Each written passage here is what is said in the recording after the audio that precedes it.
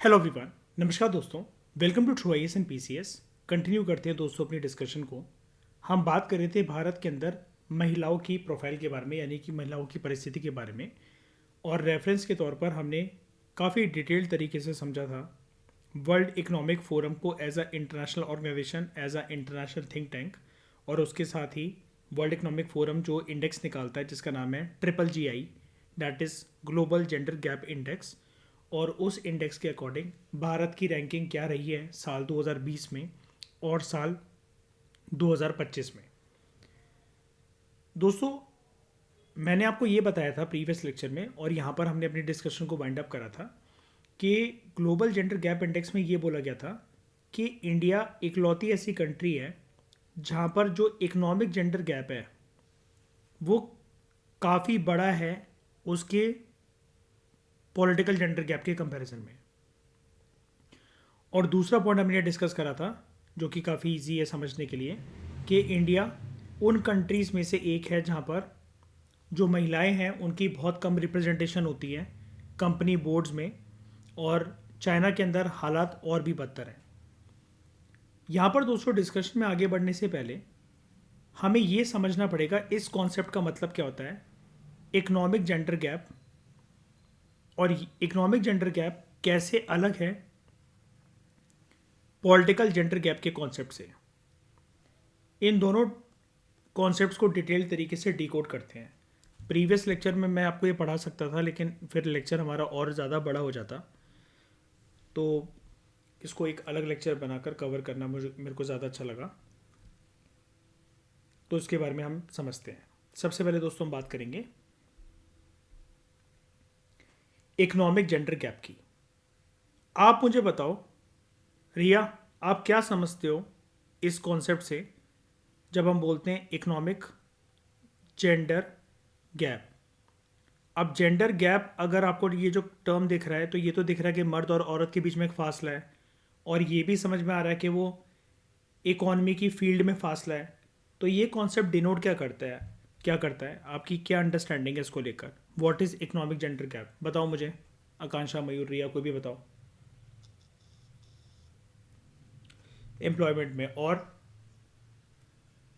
Mails और females का participation employment में, वेरी गुड। और मयूर, आपका क्या मत है?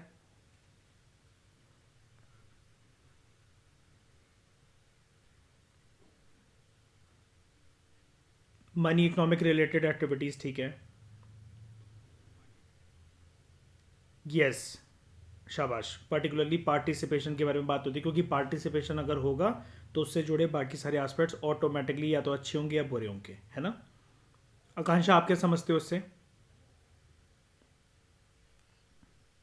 वो कह रही मैं यही समझती हूँ जो ये लोग समझते हैं। चलो ठीक है, मैं समझाता हूँ आप लोगों को अच्छी तरीके से। आप सबके पॉइंट्स सही हैं। इसको प्रॉपर तरीके से हम कैसे समझ सकते हैं, हमें लिखना क्या अगर इसके ऊपर कोई क्वेश्चन आ जाए, या फिर हम इसकी इन्फॉर्मेशन को कहाँ पर कोट कर सकते हैं, उसको पहले समझते हैं।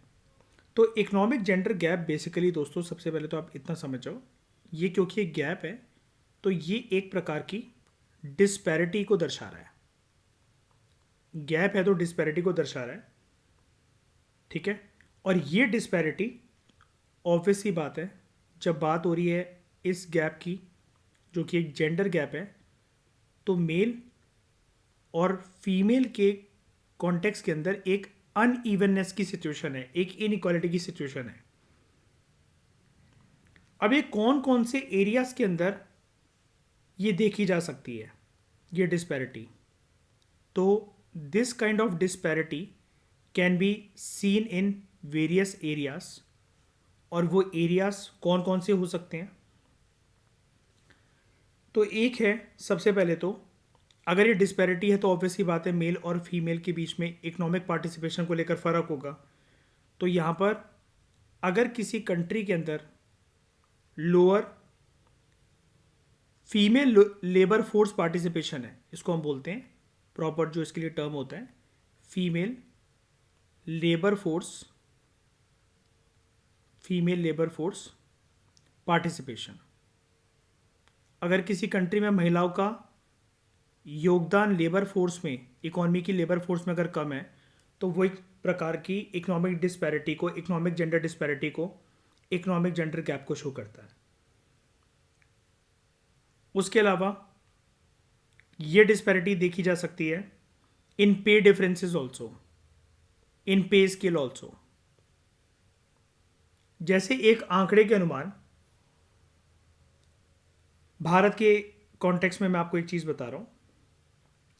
इंडिया के अंदर मेल्स के कंपैरिजन में, मेन के कंपैरिजन में फीमेल्स जो हैं, जो विमेन हैं,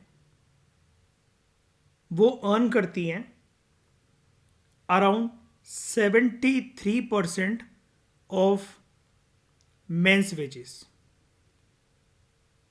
वेजेस का मतलब होता है सैलरी। मतलब जितनी मर्द को जो सैलरी मिल रही है, मान लो मर्द को कोई भी जो सैलरी मिल रही है, अगर उसको हम 100% मान लें, तो सेम पोस्ट पर सेम जॉब करते हुए औरत को जितनी मर्द को मिल रही है उसका 73% उसका 73% शेयर मिलता है औरत को। उसके अलावा बड़ी सारी कंपनीज में इकोनॉमी के कॉन्टेक्स्ट में लीडरशिप भी होती है। तो अगर औरतों की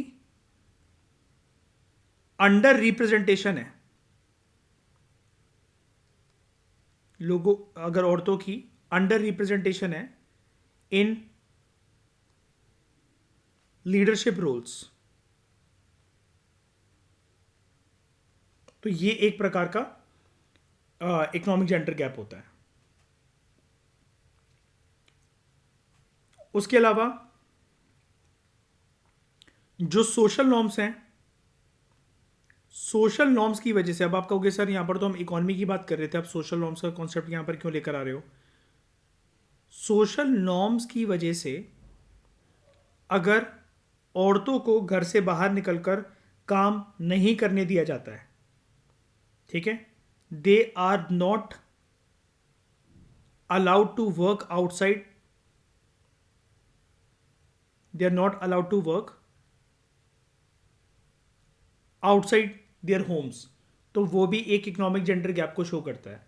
अब यहां पर दिक्कत क्या होती है? दिक्कत यहां पर ऐसी आती है, बहुत सारे परिवारों में ऐसा होता है कि लड़की के जो पिताजी होते हैं या लड़की के जो भाई होते हैं, लड़की के ओवरऑल जो घर वाले होते हैं, वो पहले लड़की को ना बड़ी ऐसी फ्लारी पिक्चर दिखाएंगे कि बेटा जितना पढ़ना है पढ़ लो, स्कूल हम तुम्हारा पूरा करा देंगे, हम तुम्हारा कॉलेज पूरा करा देंगे, तुम्हें पोस्ट ग्रेजुएशन करनी है वो करा देंगे, तुम्हें एमफिल करनी है वो करा देंगे, बीएड करनी है वो करा देंगे। अब लड़की के पास हो गई है डिग्रीज की भरमार, और एक लड़की ने पूरी ज़िंदगी सिर्फ अच्छी बच्ची बनकर पढ़ाई करी है, और अपनी पर्सनैलिटी में उसने चार चांद लगाने के लिए सारी डिस्ट्रैक्शंस को दूर रखते हुए कि घर वाले उसके ऊपर अगर इतना ट्रस्ट कर रहे हैं, तो उसने सिर्फ पढ़ाई लिखाई में अपना योगदान दिखाया है। अब इतनी डिग्री रखने के बाद, इतनी डिग्री कलेक्ट करने के बाद लड़की को लगता है कि यार उसे अब थोड़ा सा काम भी कर लेना चाहिए। अब मान लेते हैं कि परिवार वाले सक्षम है, मतलब कोई कमी नहीं है, अगर वो जॉब नहीं भी करेगी तो उस लड़की के पिताजी, उसके घर वाले, उसके दादी की जो पेंशन आती है, कुछ भी अगर ऐसा कुछ आता है तो उसके हाथ में वो पूरी पूरी रख दी जाएगी, और जितना वो बाहर जाकर काम करेगी तो उससे ज़्यादा ही उसके घर वाले जो हैं वो सक्षम है, उसको ज़्यादा पैसे दे देंगे वो एज अ पॉकेट मनी। लेकिन फिर भी इतनी डिग्री रखने के बाद हर किसी को लगता है, एक नॉर्मल इंसान को लगता है, बात यहाँ पर सिर्फ मेल फीमेल की नहीं है, कि मैं इकोनॉमी में जाकर अपना कदम रखकर देखूं तो सही कि बाहर कल्चर कैसा है, माहौल कैसा है, वर्क का प्रेशर क्या होता है। और इतनी डिग्री रखने, ये सिर्फ मैंने कागज़ के टुकड़े रद्दी बनाने के लिए कलेक्ट थोड़ी ना करी थी, इतनी मेहनत मैंने, मुझे भी यार जॉब करनी है, मुझे भी बाहर निकलना है, मुझे भी सीखना है बाहर का एटमॉस्फेयर, मैं भी चार लोगों में उठ बैठ सकूं, मेरी भी पर्सनैलिटी डेवलप होए। लेकिन जब जॉब करने की बात आएगी तो घर वाले ये कहेंगे कि बेटा जॉब नहीं करनी है, जॉब आप करना शादी के बाद अपने हस्बैंड से परमिशन लेते हुए, अभी आपको जॉब नहीं करनी है, आपको जो भी पैसे की रिक्वायरमेंट है आप हमें बताओ। तो घर वाले पूरी जिंदगी अगर एक लड़की के ऊपर एक मीठी छुरी चलाते रहते हैं कि पढ़ने दिया, ट्रस्ट करके कॉलेज जाने दिया, यूनिवर्सिटी जाने दिया, एमए करने दिया, बीएड करने दिया, जो कोचिंग करनी थी वो करने दिया, हर कुछ करने दिया, डिग्री कलेक्ट करवाते रहे, लेकिन जब जॉब करने की बात आई कि 30 दिन घर से बाहर जाकर लड़की एक पर्टिकुलर टाइम फ्रेम के अंदर काम करेगी और 30 दिन के बाद उसको सैलरी मिलेगी, तो लड़की के घर वाले उससे फिर ये कह रहे हैं बेटा जॉब नहीं करनी है, आपको जो भी रिक्वायरमेंट है किसी पैसे वगैरह की, अगर आप जॉब पैसे के लिए कर रहे हो तो आपको वो नहीं करनी, उतने पैसे हम आपको दे देंगे, कोई टेंशन नहीं है, बताओ किस चीज़ की आपको कमी है, बाहर जाकर क्यों किसी को सर सर बोलना। लेकिन अगर लड़की का पर्सपेक्टिव ऐसा है कि यार मैं 4 लोगों में उठ बैठ सकूं, मेरे को अपनी पर्सनैलिटी डेवलप करनी है, मैं भी तो सीख सकूं कि मेरी डिग्री की क्या अहमियत है, और बात सिर्फ पैसों की नहीं है। लेकिन फिर घर वाले हो सकता है वो ऐसा एटीट्यूड दिखाएं, या फिर लड़की के सामने ऐसी इमेज पोर्ट्रे करें कि आप शादी के बाद अपने हस्बैंड से सलाह मशवरा करके जॉब करना, अभी आपको जॉब करने की कोई नीड नहीं है। तो यहाँ पर कोई कलेशबाजी नहीं होके लड़की से सिर्फ इतना कह देना काफ़ी होता है उनको चुप करवाने के लिए, अगर वो लड़की बहुत सीधी सादी है तो ये भी एक प्रकार का, आप समझ गए कि ये एक इकोनॉमिक जेंडर गैप में मैं इसके बारे में क्यों बात कर रहा था। सोशल नॉर्म्स अगर ऐसे हैं कि आप जैसे समाज में रहते हो कि आपको पढ़ना लिखना अलाउड है, डिग्री कलेक्ट करना अलाउड है, तो भाई मत पढ़ो ना। लड़की के घर वालों को तो फिर छुड़वा देना चाहिए, इसको इससे बढ़िया तो उससे घर के काम करवा लो, घर की काम वाली बाई बना लो उसे, और उसकी यंग एज में बाल विवाह करवा दो उसका, उससे शादी करवा दो, बेटर तो यही है। कागज़ की 4-5 डिग्रियां रद्दी के तौर पर इकट्ठा करवा कर, जब वो इकॉनमी में कोई अपना योगदान दिखा ही नहीं रही है, वो ह्यूमन कैपिटल फॉर्मेशन का जब वो पार्ट बनी ही नहीं है, तो ये कागज़ के जो टुकड़े हैं जिस पे उसकी परसेंटेज लिखी हुई है 93%, कॉलेज टॉपर, गोल्ड मेडलिस्ट, क्या फ़र्क पड़ता है कि अब वो कोई भी मेडलिस्ट हो, कोई सी भी टॉपर हो, इकोनॉमी के अंदर तो उसका कोई योगदान रहा ही नहीं ना। तो बेकार गई इतनी मेहनत उसकी, और उसका लाइफ में टाइम वेस्ट हुआ। इससे बढ़िया तो वो भग लेती किसी के साथ या बॉयफ्रेंड बना लेती, तो लाइफ में थोड़ा सा पर्सपेक्टिव आता उसका, उसको बहुत सारी चीज़ें जानने को मिलती। तो ये चीज़ होती है कि सोशल नॉर्म की वजह से भी कई लोगों की ज़िंदगी जो है वो ऐसे बर्बाद होती है कि एक तो उनके पर्सनल साइकोलॉजी के ऊपर भी फ़र्क पड़ता है, और उसके अलावा जब वो घर से बाहर कदम रखने की बात करते हैं तो उनको सोशल नॉर्म्स के चलते जाने नहीं दिया जाता है घर से बाहर। उसके अलावा और ये किस तरीके से देखा जा सकता है economic gender gap, unequal leave. कुछ कुछ कंपनी में मान लो कि फीमेल्स के ऊपर बहुत ज़्यादा प्रेशर है, ठीक है, और उनको छुट्टी नहीं दी जा रही है मर्दों को जितनी अगर आसानी से छुट्टी मिल जाती है, क्योंकि वो सीनियर पोजीशन पर है, और सीनियर पोजीशन पर अगर मर्द बैठे हुए हैं तो वो नीचे जो उनके सबॉर्डिनेट्स हैं, जो जूनियर एम्प्लॉयज़ हैं, और उसमें कुछ औरतें महिलाएं लड़कियां काम करती हैं, तो उनको अगर वो मना कर रहे हैं कि नहीं आपको तो छुट्टी नहीं मिलेगी। फिर एक चीज़ देखने को मिलती है, चाइल्ड केयर एक्सेस। मान लो एक महिला जिसकी शादी हो चुकी है और उसके बच्चा भी हो चुका है, और अब वो ऑफिस में कहीं जाकर नौकरी करना चाहती है किसी कंपनी के अंदर, और वहाँ पर उसको चाहिए क्रेच फैसिलिटी। क्रेच दोस्तों एक ऐसे कमरे को कहा जाता है जहाँ पर औरतें अपना बच्चा लेकर जाती हैं, उनको ब्रेस्ट फीड करवाती हैं, उनको बीच बीच में देखने जा सकती हैं कि बच्चा सो रहा है, खेल रहा है, कुछ दुख परेशानी तो नहीं है, क्योंकि वो उसको घर पर छोड़कर नहीं आ सकती थी। लेकिन ये चाइल्ड केयर एक्सेस ना मिलने की वजह से बहुत सारी टैलेंटेड औरतें बच्चा होने के बाद ये डिसीजन ले लेती हैं, अगर कंपनी में या किसी जगह पर वो काम कर रही है तो चाइल्ड केयर एक्सेस अगर है ही नहीं वहाँ पर, तो वो ये डिसाइड कर लेती है कि छोड़ो यार, अब मेरे जीवन की जो तकदीर है, जो लकीर है, उस पर ये लिखा हुआ है कि मुझे घर पर पढ़ा लिखा होने के बावजूद भी एक काम वाली बनकर ही रहना पड़ेगा, सिर्फ पति की और बच्चों की गुलामी करने के लिए ही मेरी जो किस्मत है उसमें ये लकीरें जो हैं वो यही बयां करती हैं। तो अगेन यहाँ पर ह्यूमन कैपिटल फॉर्मेशन नहीं हो पाता है एक टैलेंटेड महिलाओं का, एक लड़कियों का। उसके अलावा और कैसे ये इकोनॉमिक जेंडर गैप हमें दिखता है, लोअर पेंशन की फॉर्म में महिलाओं को अगर कम पेंशन दी जा रही है, या पेंशन उनकी रोक दी गई है और उनसे दफ्तरों के चक्कर लगवाए जा रहे हैं, चलो रोक दी गई है वो तो किसी ना किसी वजह से रिज्यूम हो जाएगी, लेकिन पेंशन ही अगर कम मिल रही है तो ठीक है। तो ये सब कुछ ऐसी चीज़ें हैं जहाँ पर हमें ये जो इकोनॉमिक जेंडर गैप है ये हमें देखने को मिलता है सोसाइटी में, बिल्कुल प्रैक्टिकल एप्लीकेशंस के साथ। ओके, यहाँ तक कोई डाउट आप लोगों को?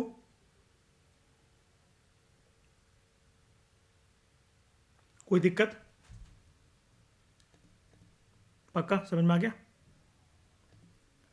तो दोस्तों मैंने आपको इकोनॉमिक जेंडर गैप के कुछ की डायमेंशंस मैंने आपको बताए, ठीक है, कि लेबर फोर्स पार्टिसिपेशन, मतलब इतने सारे डायमेंशंस मैंने आपको बताए कहाँ कहाँ देखा जा सकता है इकोनॉमिक जेंडर गैप भारत के अंदर, विभिन्न सोसाइटीज़ के अंदर, अंडर डेवलप्ड सोसाइटीज़ के अंदर, लीस्ट डेवलप कंट्रीज़ के अंदर, कि एक तो लेबर फोर्स पार्टिसिपेशन के अंदर अनइवननेस है, डिस्पैरिटी है बिटवीन मेल एंड फीमेल, ठीक है, और पे एंड वेजेस के अंदर, सैलरीज के अंदर, जैसा कि हमने एक आंकड़े को देखा कि भारत के अंदर महिलाएं जो हैं मर्दों के कंपैरिजन में उनको 73% ही वेजेस मिलती हैं, यानी कि जितनी एक सेम जॉब करने वाले एक मर्द को सैलरी मिलती है, औरतों को उतना फेयर पे स्केल वेरियस जॉब्स के अंदर नहीं मिलता है।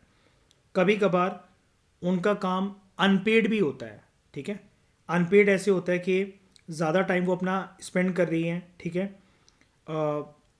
अनपेड वर्क का मतलब मैं आपको बता देता हूँ। जैसे एक हाउसवाइफ का जो रोल होता है, हाउसवाइफ कितना काम करती है, यानी कि हमारी मम्मियाँ, अगर आपकी मदर हाउसवाइफ है तो मदर्स कितना ज़्यादा अपना योगदान देती हैं, कपड़े प्रेस करना, खाना बनाना सबके लिए, किसी किसी ने तो काम वाली बाई भी नहीं लगा रखी होती है, घर का खुद का झाड़ू पोछा करना।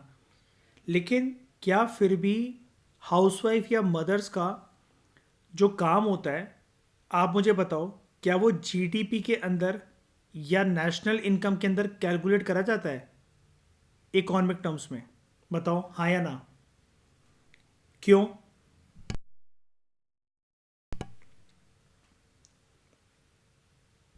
Because they are not paid for their work.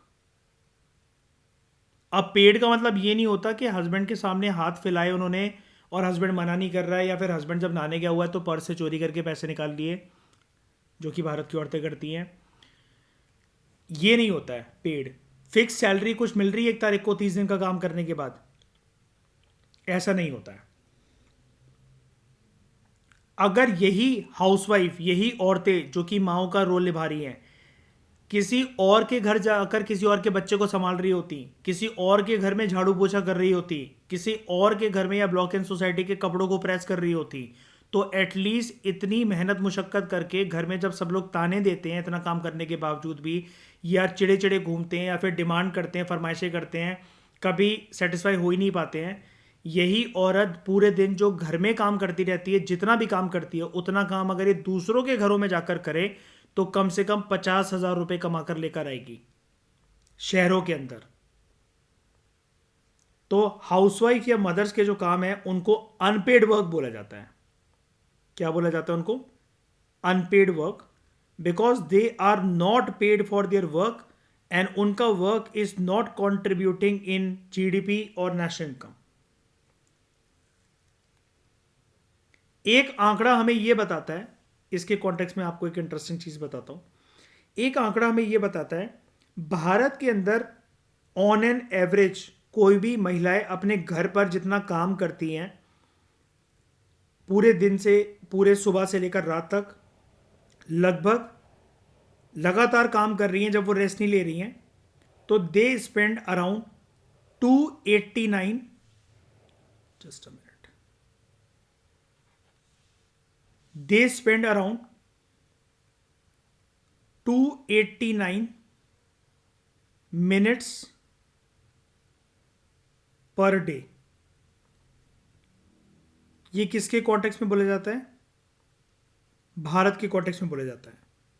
लेकिन फिर भी इनका जो योगदान है it is invisible in GDP, it is invisible in GDP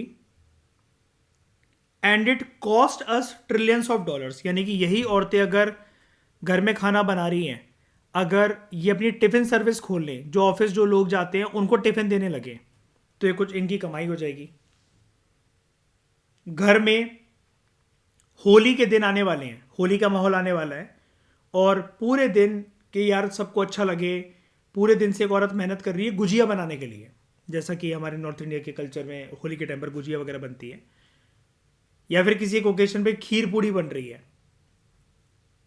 यही अगर किसी एक औरत का एक सेल्फ हेल्प ग्रुप हो, बड़ी सारी सोसाइटी की महिलाओं का मिलकर, और उनकी एक कॉमन सी एक छोटी सी सही लेकिन शॉप हो, और वो दूसरों के घर घर जाकर सप्लाई कर सके इस चीज़ को, जिसके लिए उनको रिटर्न मिले in the form of payment, in the form of wages, वो कुछ अर्न कर सकें, तो एटलीस्ट उनकी इनकम काउंट होगी जीडीपी के अंदर। लेकिन हाउसवाइफ मदर्स का जो रोल रहता है वो अनपेड इसलिए है, अनपेड वर्क इसलिए माना जाता है because it is invisible in GDP.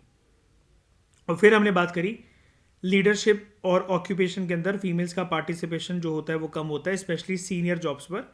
ठीक है, भारत के अंदर सीनियर जॉब्स पे सिर्फ 17% जो महिलाएं हैं सिर्फ वही देखने को मिलती है हमें। बाकी सीनियर पोजीशंस पर, मैनेजरियल पोजीशंस पर ज़्यादातर मर्द ही विराजमान होते हैं।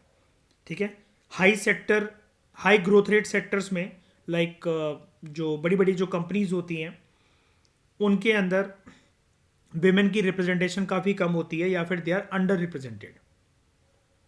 ओके,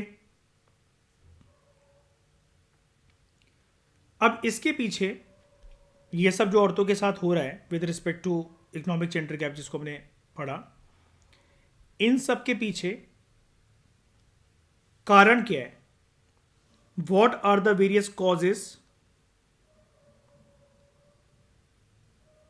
एंड कॉन्ट्रीब्यूटिंग फैक्टर्स कि महिलाओं के साथ ऐसा क्यों हो रहा है और ऐसा क्यों चलता चला आ रहा है?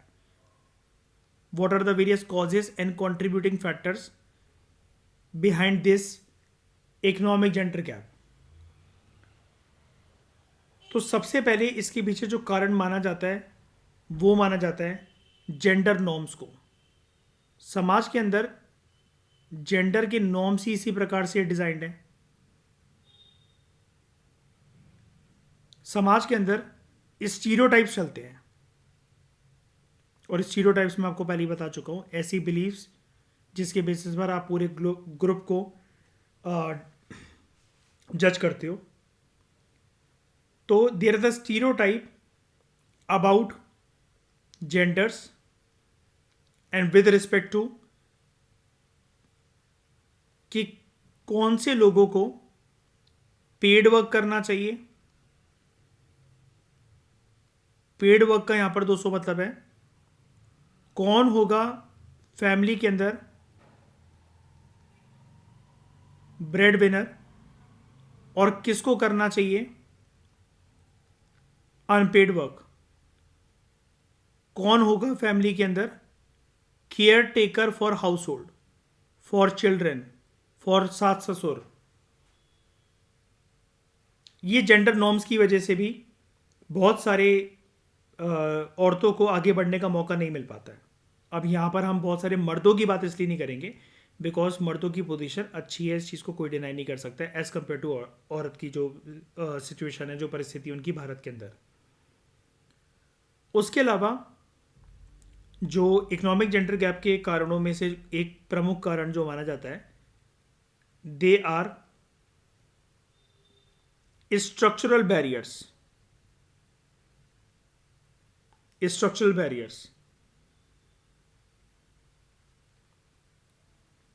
बैरियर्स ये हैं कि जैसा कि हमने बात करी कॉस्टली चाइल्ड केयर।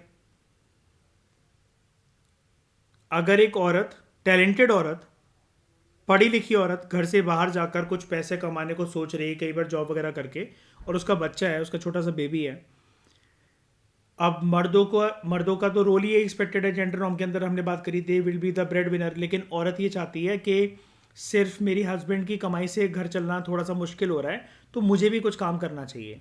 लेकिन फिर भी उसको मना इसलिए कर दिया जाता है कि अपना बच्चा किसको देकर जाएगी वो।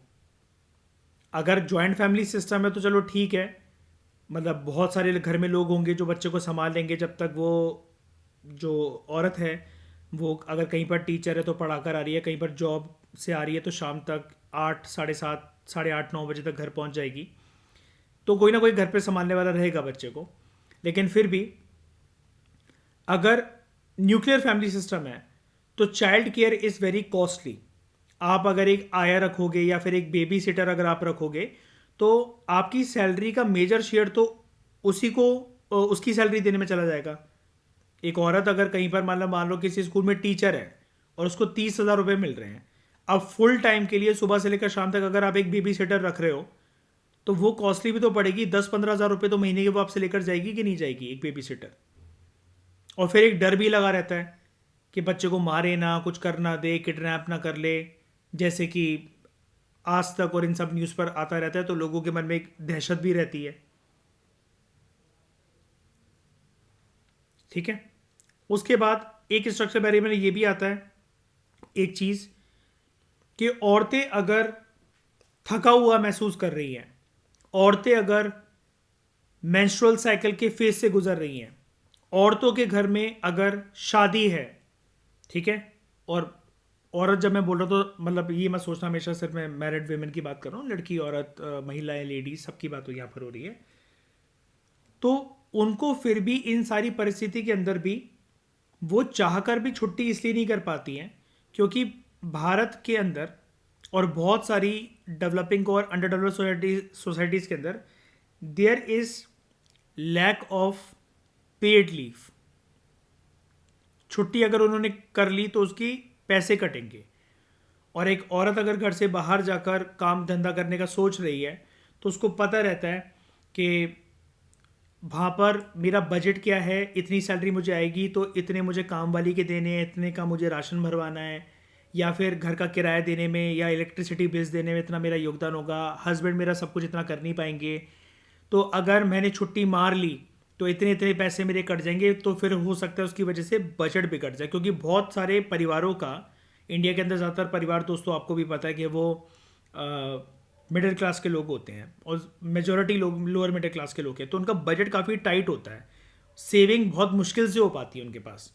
तो there is a lack of paid leave, इसकी वजह से भी ये भी एक स्ट्रक्चरल बैरियर माना जाता है। और एक और बैरियर आता है जो स्ट्रक्चरल बैरियर में काउंट होता है, और यहाँ पर ये जो बैरियर स्ट्रक्चरल बैरियर आता है ये सरकार की साइड से मतलब ये सरकार की साइड से आता है, ये कंपनीज या जहाँ पर औरतें काम कर रही होती है उधर से नहीं आता है। एंड दैट इज डिस्क्रिमिनेटरी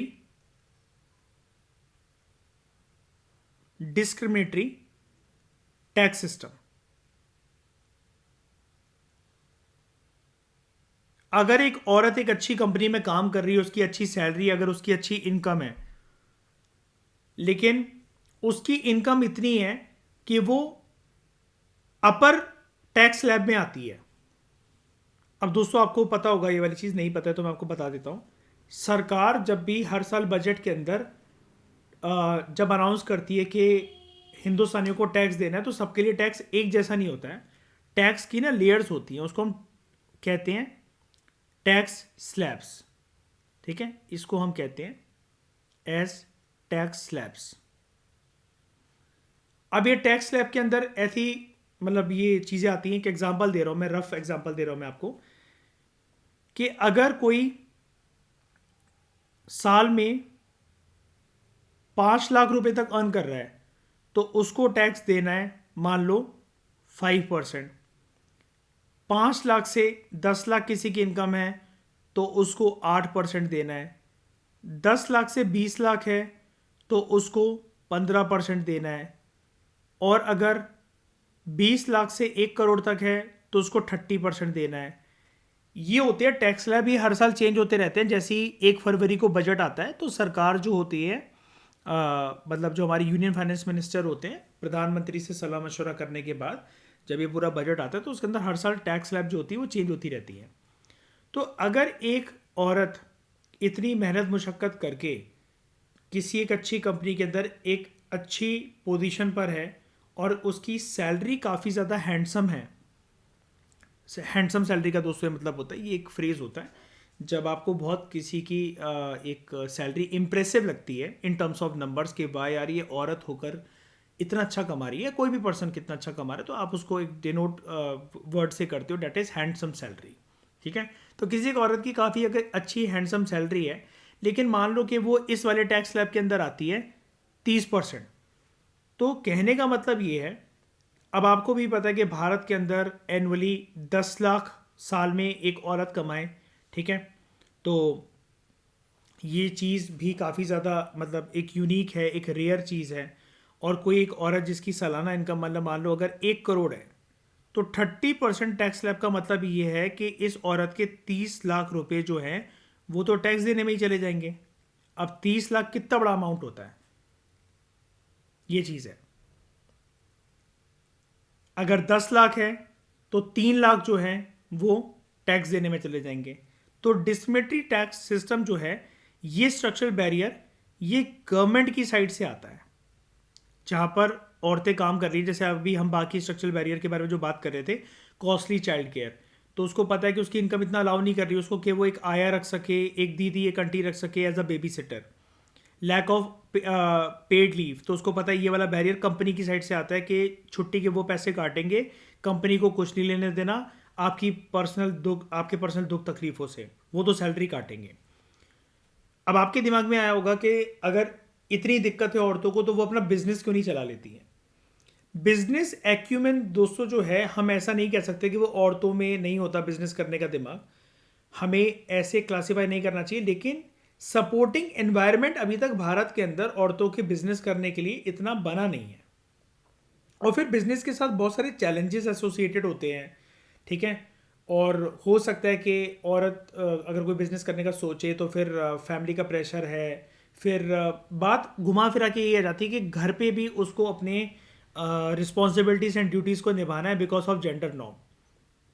मर्द भी अगर किसी एक औरत का बिजनेस कर रहा है और एक औरत भी बिजनेस कर रही है, लेकिन बच्चों के जब पेपर चल रहे होंगे या बच्चा अगर बीमार है या घर पर कोई सास ससुर का अगर प्रेशर है, इन सारी चीज़ों का खामियाजा मर्दों को नहीं भुगतना पड़ता है, औरतों को भुगतना पड़ता है। और ये वाली चीज़ हम कोई एक अनुमान से और स्टोरी मेकिंग की फॉर्म में नहीं कह रहे, दिस इज द वास्तविकता, this is the reality of Indian society, ठीक है। हर एक सोसाइटी की एक रियलिटी होती है, भारत की सोसाइटी की रियलिटी ये सब चीज़ें हैं। और उसके बाद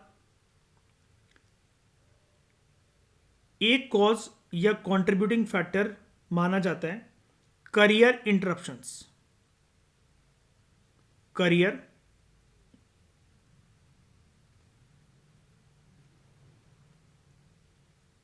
इंटरप्शंस,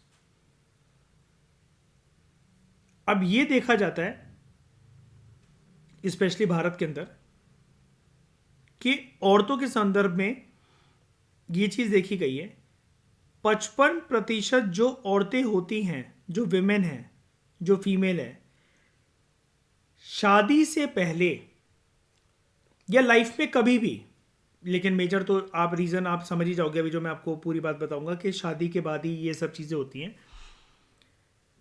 शादी से पहले एक औरत बहुत अच्छा, एक लेडी बहुत अच्छा अर्न कर रही है, उसकी बहुत धमाकेदार हैंडसम सैलरी है, उसने करियर के अंदर प्रोग्रेस भी बहुत करी, उसकी इनकम बहुत अच्छी है, वो अपने पैरों पर खड़ी हो गई है, सब बढ़िया है। लेकिन भारत के अंदर ये फिनोमेना देखा गया कि 55% औरतें पोस्ट मैरिजेस, शादी के बाद अपने करियर से एक ब्रेक ले लेती हैं। अब ऐसा नहीं है कि ब्रेक ले लिया तो कभी काम धंधा वगैरह करने के बारे में सोचेंगी नहीं, लेकिन they take a long break.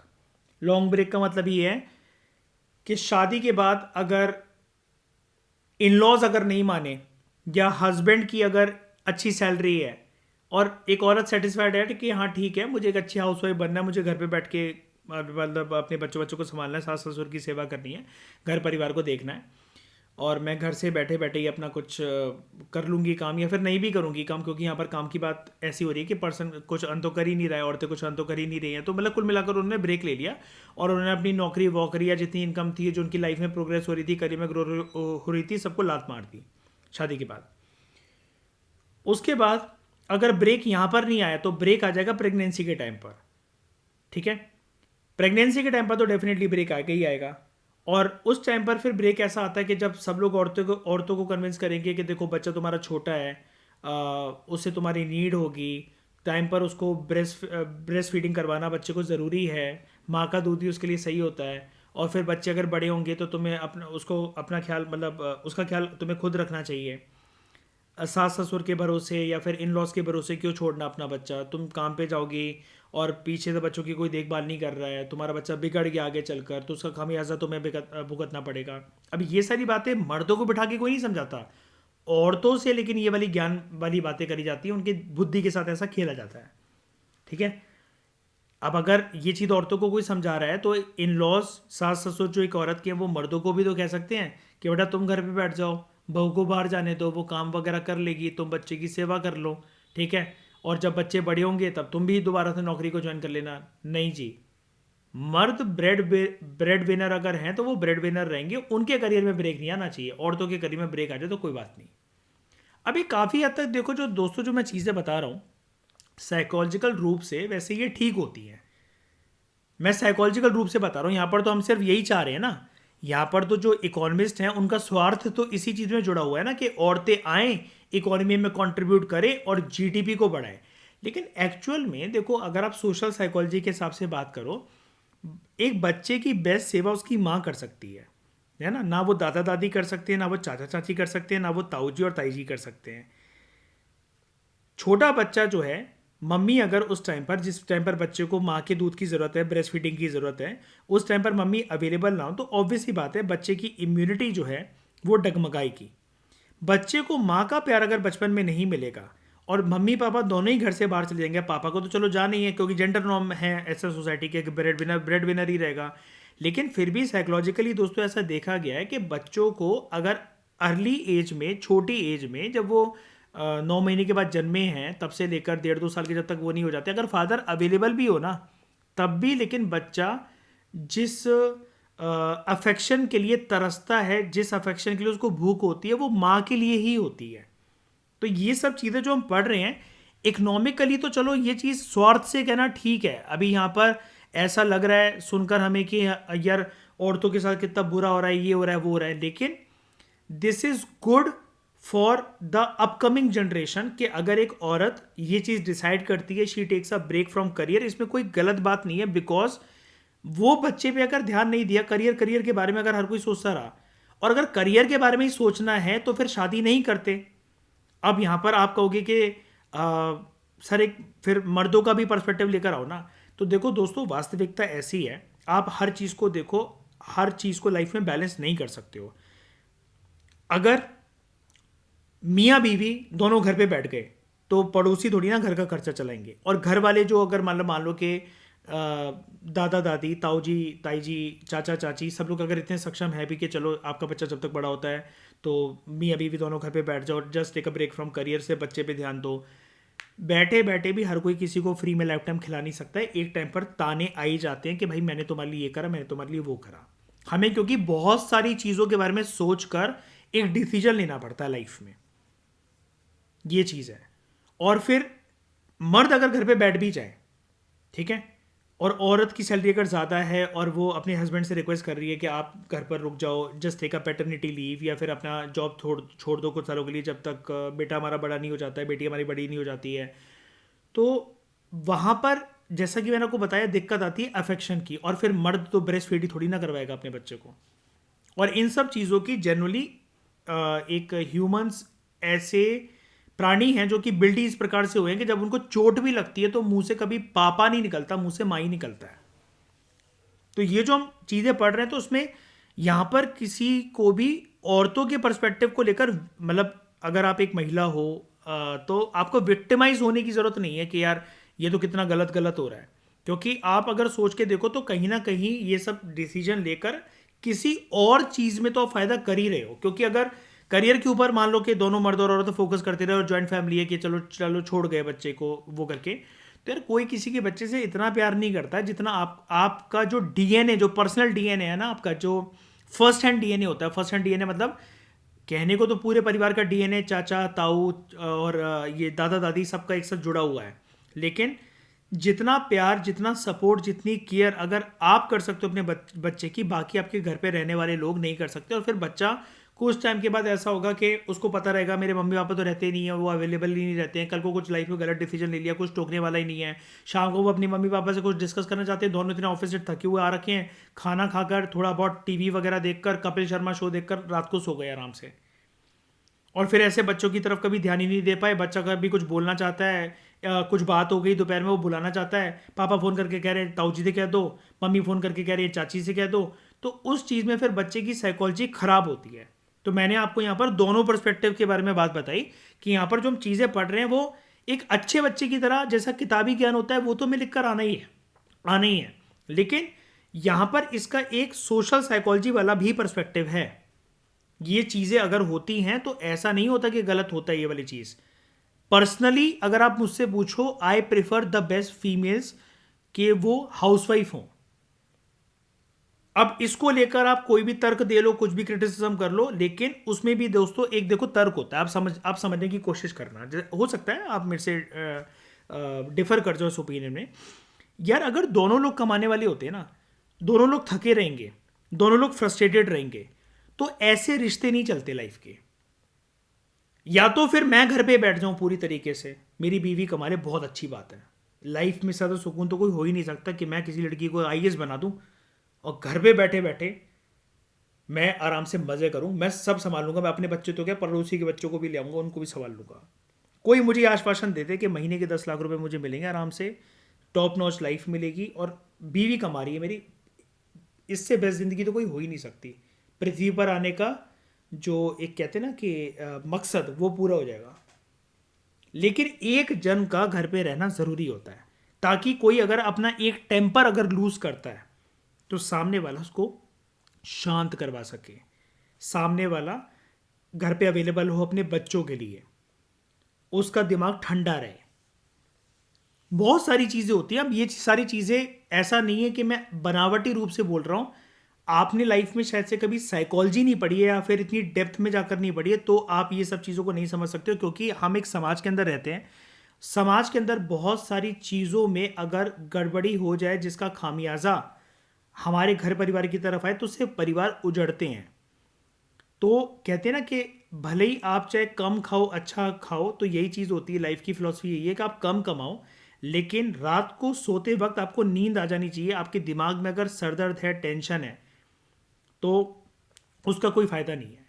अब जैसे अगर आप आईटी कंपनीज में लोगों को देखो, मेल एंड फीमेल की कंबाइंड सैलरी महीने की 10 से 20 लाख, 30 लाख, 50 लाख तक है अगर वो बाहर, इंडिया के बाहर भी काम कर रहे हैं तो।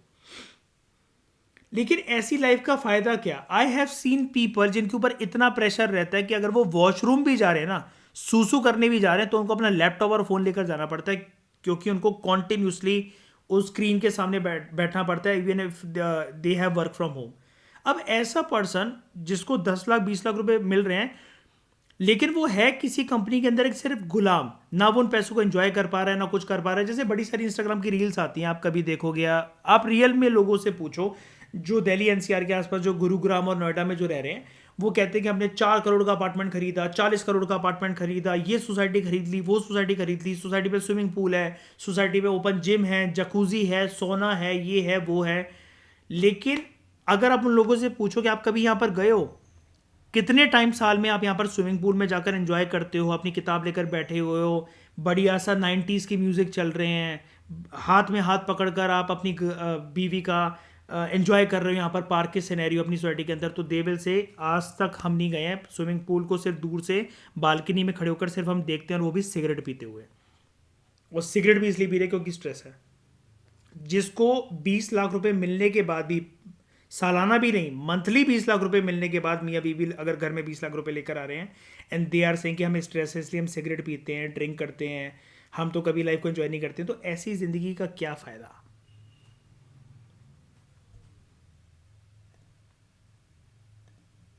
तो ये दोनों पर्सपेक्टिव से समझा जा सकता है, इसलिए मैंने आपको ये दूसरा पर्सपेक्टिव इसका बताया कि ऐसा नहीं कि सिर्फ मैं आपको ये लिखवा रहा हूँ तो आप इसको बिल्कुल पत्थर की लकीर मान लो और इसी को सिर्फ आप सोच लो कि यही सही होता है और औरतों के साथ हमेशा गलत होता है। यहाँ पर सिर्फ फीमेल की अभी बात चल रही है ना, क्योंकि इसलिए आपको ये गलत लग रहा है। लेकिन ऐसा करके परिवार हो सकता है बहुत खुशहाल रहे, बच्चों का जीवन अच्छा बने, बच्चे बिगड़े ना, बच्चे आपसे कोई बात बोलने में कतराए ना, बच्चे आपसे कोई बात छुपाए ना। क्योंकि लेकर तो फिर हमें लाइफ में सबको चलना है। और अगर आपको अपने बारे में ही सिर्फ सोचना है तो you should work and you should never get married. फिर आपको किसी से सवाल जवाब नहीं करना पड़ेगा, फिर आपको अपनी चीज़ें खोनी नहीं पड़ेंगी, आपको अपना जैसा लाइफ चलानी है वैसे आप चलाओ। लेकिन फिर आप किसी की लाइफ का पार्ट मत बनो अगर आपको अपनी अपनी चलानी है तो, because marriage is 50% you and 50% is the other person. आपको हमेशा, आप अगर अपनी चलाने का शौक है तो शादी बेटा आपके लिए नहीं है।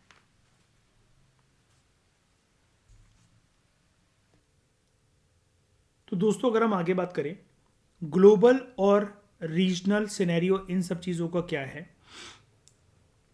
ओवरऑल जो ग्लोबल इकोनॉमिक पार्टिसिपेशन गैप है वो कंट्री टू कंट्री वेरी करता है।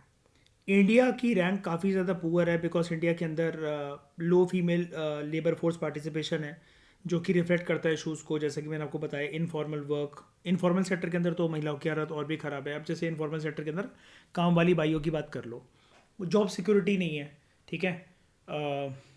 काफ़ी लोग क्या करते हैं, दिवाली पर हो और होली पर इनको आपको गिफ्ट देनी पड़ेगी काम वाली आंटियों को, दीदियों को। तो क्या करेंगे कि काम करवा लेंगे और वो करवा लेंगे और उसके बाद कहेंगे तुम काम अच्छा नहीं कर रही, अपना पैसा ले जाना और कल से मत आना।